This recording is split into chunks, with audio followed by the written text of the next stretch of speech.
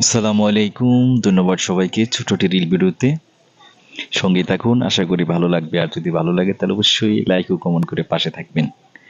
আজকে চলে আসলাম আপনাদের সামনে। এই খরা রোদ, প্রচণ্ড খরা রোদ গেছে সারাদিন। বিকালে একটু বাতাস বইছে, আবার একটু আমাদের অনুকূলে একটু ভালো লাগছে। আমি আপনাদের আজকে দেখাবো সাদা মরিচ গাছের রিভিউ, যেটা আগেও দিয়েছিলাম। দেখতে পাচ্ছেন, ছোট একটি টবে গাছটি লাগিয়েছিলাম।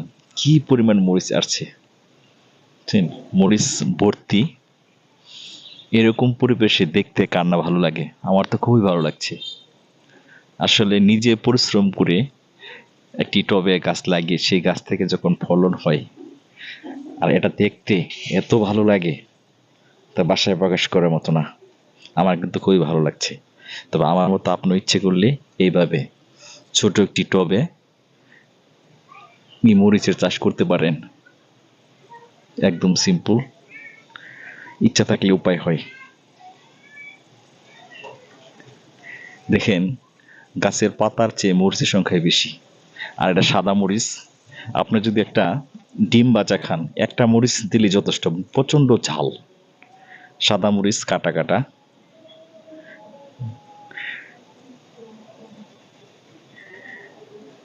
খুবই ভালো লাগছে।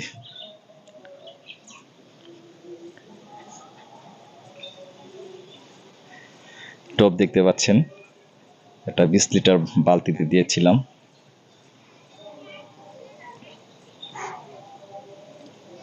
তো আমার মেসেজটা হলো, আপনারা ইচ্ছে করলে এইভাবে বাসা বাড়ির আঙ্গিনায় টবে বা ছাদে এইভাবে মরিচের চাষ করতে পারেন। একবারে সিম্পল। যেহেতু মরিচ আপনাকে কিনে খেতেই হবে, কাঁচা মরিচ আপনার নিত্যদিনের প্রয়োজনীয় একটি উপাদান, যেটা সবসময় লাগে। তাই 4 থেকে 5টা টব যদি আপনার বাসায় থাকে, তাহলে কাঁচামরিচ আপনাকে আর বাজার থেকে কিনতে হবে না। তাই আশা করব এই ভিডিওটা দেখার পর আপনি চেষ্টা করবেন নিজের মতো করে টবে লাগিয়ে ছোট একটা আকার বাগান করতে। আজকে এই পর্যন্তই। পরবর্তী কোনো ভিডিওতে আবার দেখা হবে, কথা হবে। সেই পর্যন্ত সবাইকে অনেক অনেক শুভেচ্ছা, ভালোবাসা। তবে হ্যাঁ, আমার এই ভিডিওটা যদি আপনাদের একটু হলেও ভালো লাগে, তাহলে অবশ্যই লাইক ও কমেন্ট করে অন্যকে দেখার উৎসাহ প্রেরণা জোগাড় করবেন। ধন্যবাদ সবাইকে। আজকে এই পর্যন্তই। ভালো থাকেন সবাই। আসসালামু আলাইকুম। ধন্যবাদ সবাইকে। লাভ।